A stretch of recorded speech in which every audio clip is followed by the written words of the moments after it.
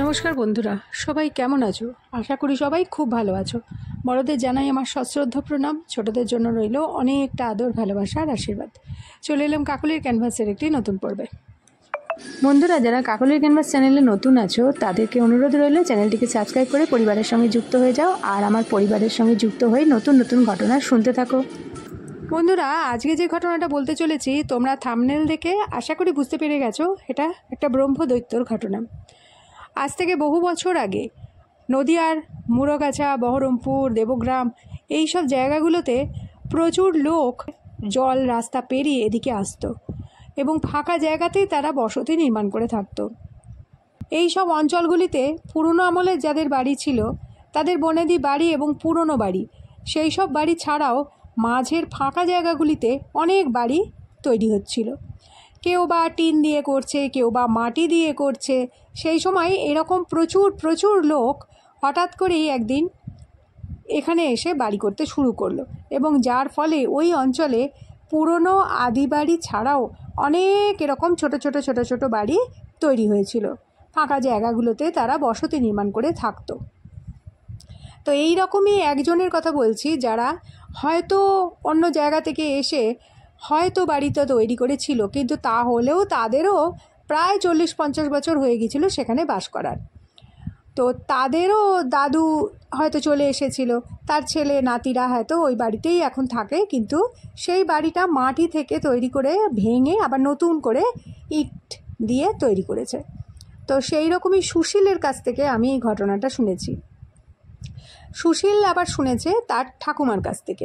সুশীলের যখন দাদু এসেছিল তার পরিবার নিয়ে, অর্থাৎ তার স্ত্রী মানে সুশীলের দাদু, ঠাকুমা আর সুশীলের বাবা আর একজন ভাই ছিল সুশীলের কাকা, তারা যখন সবাই চলে আসে ওই নদী পেরিয়ে ওই অঞ্চলে, সেখানে ছোট করে একটা বসতি স্থাপন করে। ছোট্ট করে মাটির ঘর দেওয়া, এই ছিল তাদের ঘরের পজিশন। কারণ হঠাৎ করে এসে মাটি কুপিয়ে তারা নিজেরা রাতারাতি প্রায় বাড়িটা তৈরি করে নিয়েছিল। আর যেখানে বাড়িটা করেছিল তার উত্তর দিকে ছিল একটা বেল গাছ। ও বেল গাছটা ওখানে থাকতে ওর যে ঠাকুমা সে বলেছিল যে বেল গাছটা না কাটতে, কারণ ওই জায়গাতেই ওরা বাস করবে, তো বেল গাছটা থাকুক। তো এরপরে হলো কি, ওরা ওইখানে থাকতে শুরু করলো। তো সুশীল বলছে তার দাদু ঠাকুমার যেরম পজিশানে এসেছিল একদম কপর্দকহীন অবস্থায়, আস্তে আস্তে ওদের অবস্থার উন্নতি হতে শুরু করলো।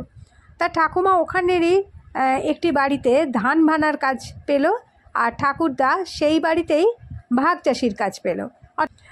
এবং যে বাড়িতে ওরা কাজ করতো তারা ওখানকারই প্রাচীন একটি বাড়ি, সেই বাড়ির থেকে প্রচুর ওরা সাহায্যও পেত। সুশীলের বাবা তখন ছোট, কাকাও ছোট। তো ওই বাড়ি থেকে সুশীলের বাবা কাকার খাবার আসতো, যেহেতু দুটো বাচ্চা ছেলে, তার সঙ্গে ওদের শাড়ি কাপড়, ওই বাড়ির যারা ছিল তারা পুরনো শাড়ি কাপড় ওদেরকে দিয়ে দিয়েছিল। ওদের যাবতীয় জিনিসপত্র যেটা ওদের প্রয়োজন ছিল সেটাই ওদের সাহায্য করত। এমনকি কিছু জিনিস ওদেরকে থাকতেও সুবিধা করেছিল, যেমন হচ্ছে একটা চৌকি দিয়ে দিয়েছিল। এরকম করে ছোটোখাটো অনেক জিনিস ওই বাড়ি থেকে ওরা সাহায্য পেত। আর তারপরে মাস গেলে তো একটা ইনকাম তো ওদের ছিলই, দুজনেই কাজ করতো। এইভাবে সুশীলের বাবা আর সুশীলের কাকা দুজনে মানুষ হচ্ছিল, আস্তে আস্তে বড় হচ্ছিল। সুশীলের ঠাকুমা ছিল অত্যন্ত পরিষ্কার পরিচ্ছন্ন একজন মহিলা, যিনি মাটির বাড়িকেও সুন্দর পরিষ্কার পরিচ্ছন্ন করে রাখতেন।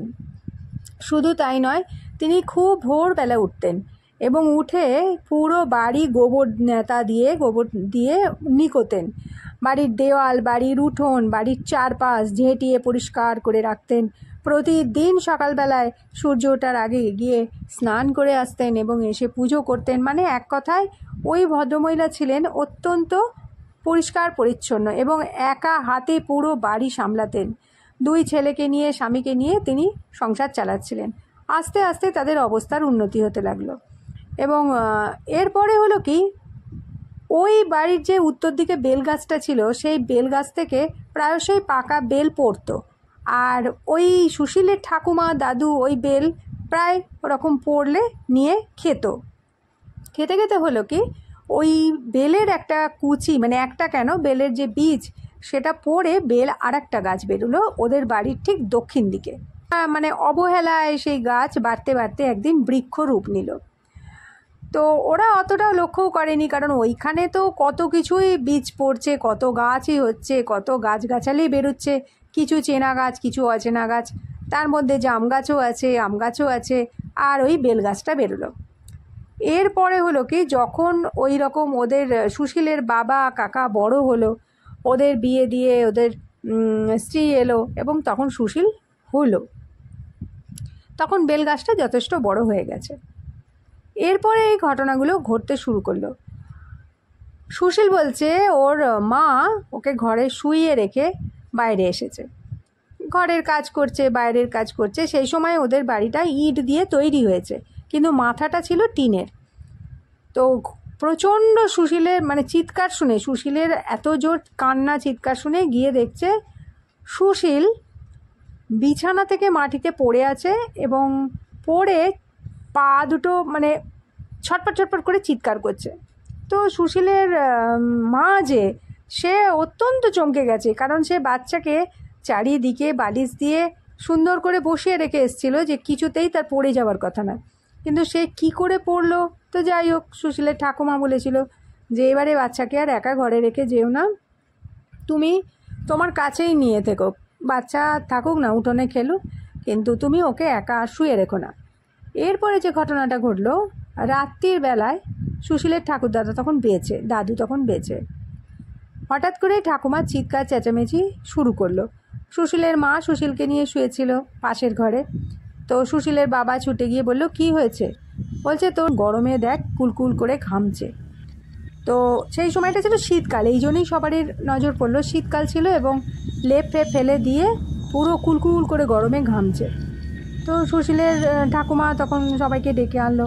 তো ঠাকুরদা বলল হঠাৎ করে ও তার গায়ে একটা গরম হলকা যেন কেউ দিয়ে গেল, মানে ঝড়ো কোথাও একটা শুকনো কাঠে আগুন লাগানো হয়েছে বা পাতায় আগুন লাগানো হয়েছে, সেই সময় যে একটা হলকা লাগে গায়ে, ঠিক অতটাই আঁচ ও ঠাকুরদার গায়ে লেগেছে এবং ঠাকুরদা ওইটাই একটা মানে অদ্ভুতভাবে উঠে পড়েছে ওই শীতে, ওই রকম গরমে ঘেমে চান করে। তো তারপর তাকে বাইরে নিয়ে আসা হলো। যাই হোক, ওই শীতের মধ্যেও গায়ে জল টল দেওয়া হলো, কানে মাথায় ঘাড়ে জল দেওয়া হলো। তো এটা দিয়ে একদিন গেল। এর পরের দিন এরকমই মানে যে ঘটনাগুলো ঘটছে এটা কিন্তু পরপর ঘটতে শুরু করলো। এরপরে একদিন ওরা নিজের চোখে দেখলো যে ঘরের মধ্যে বাটিটা কেউ ছুঁড়ে ফেললো। এই সবটা কিন্তু হচ্ছে সন্ধেবেলার পর থেকে।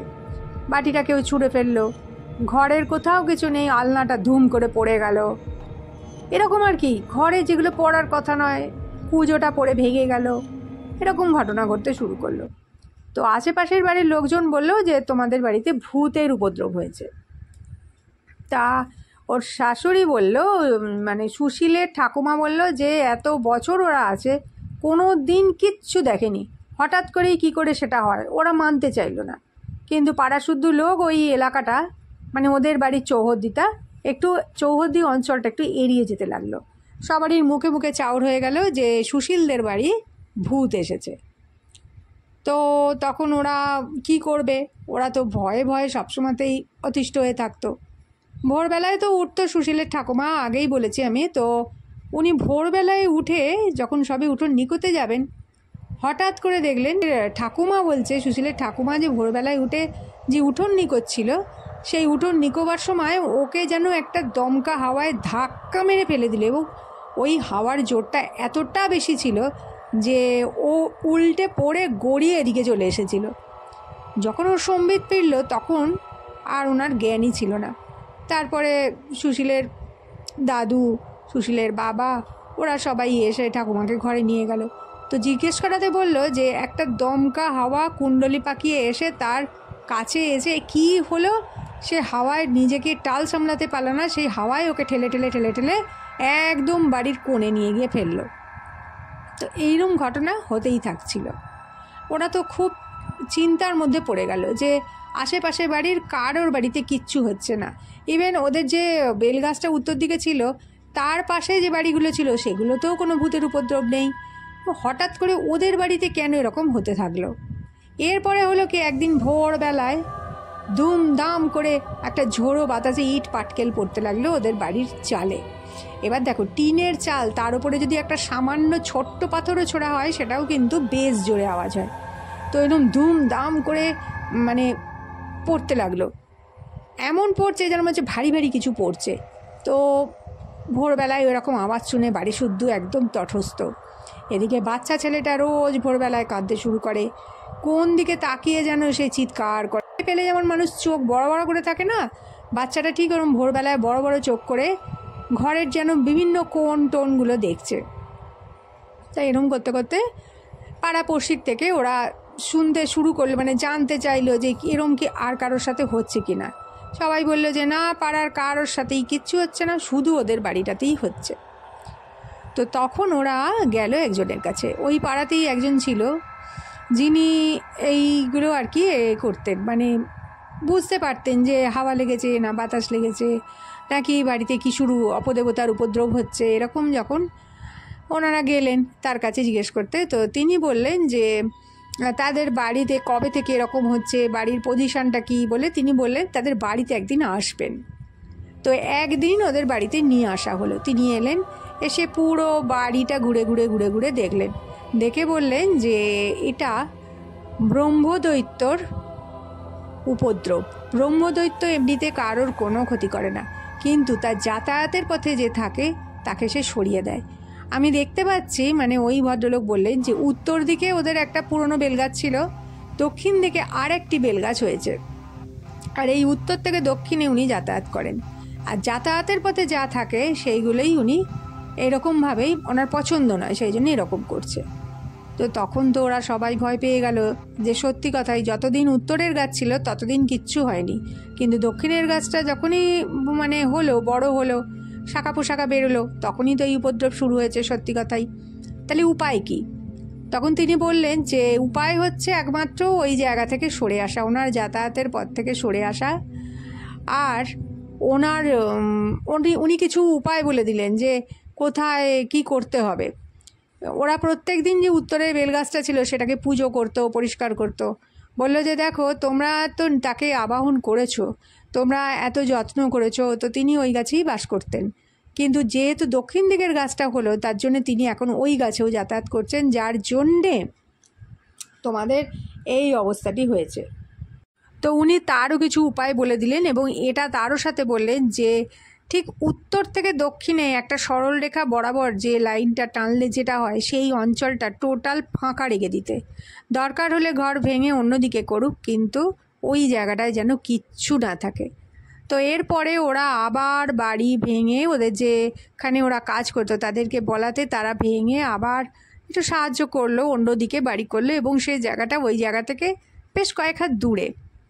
তারপরে ওই যে ভদ্রলোক বলেছিলেন তিনি কিছু উপায় করতে বলেছিলেন, যে উত্তরের গাছ দক্ষিণের দিকে গাছে কিছু করতে। তো সুশীল বলছে সেটা ও জানে না, ওর ঠাকুমা দাদু তখন তো বেঁচে ছিল, তা ওরাই সেই সব কাজ করার ফলে আস্তে আস্তে সেটা কমে গিয়েছিল। কিন্তু ভোরবেলার দিকে ঠাকুমা মাঝে মাঝে উঠলে খড়ম পড়ে তাকে হেঁটে যেতে দেখতো, কিন্তু উনি প্রকৃতপক্ষে কারোর ক্ষতি করতেন না।